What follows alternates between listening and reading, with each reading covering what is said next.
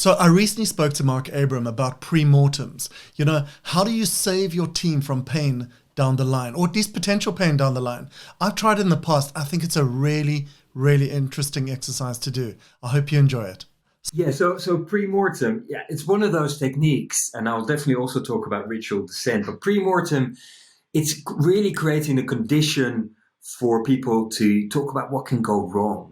I find the reality is that because we don't spend enough time talking about risks or things that can go wrong, working on a particular product or a particular opportunity or problem, that when it comes to it and the problem or opportunity actually, the problem, the risk actually materializes, it's too late and it gets very confrontational very quickly because it's like, Ross, it was your fault and we should have done this much earlier on in the process.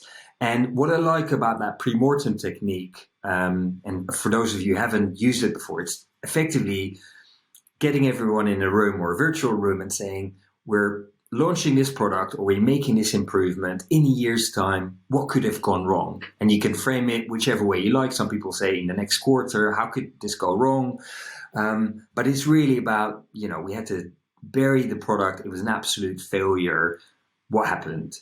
And the beauty of the exercise is that you haven't, at that stage, typically you haven't written a single line of code or built product or released anything to market. You're very early stages and you're talking about the things that could go wrong and you're doing it from a multitude of lenses. So I like doing these exercises with not just, let's say, the engineers and designers in the room, but the marketeers as well, or maybe someone from the finance department. That's definitely where products can go wrong, right?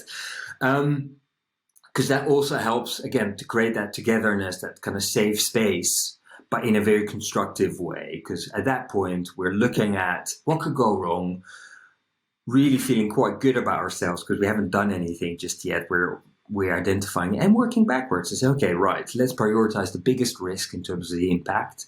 And what can we do on an ongoing basis to mitigate those risks? So it works really well as a technique, that pre-mortem technique, and not as even as a one-off, but also as a reference point to say, are we tackling the right risks? Have we done enough to prioritize and mitigate them? And looking at that, but also using that as a way of looking at risk beyond just what we do day to day within our product teams.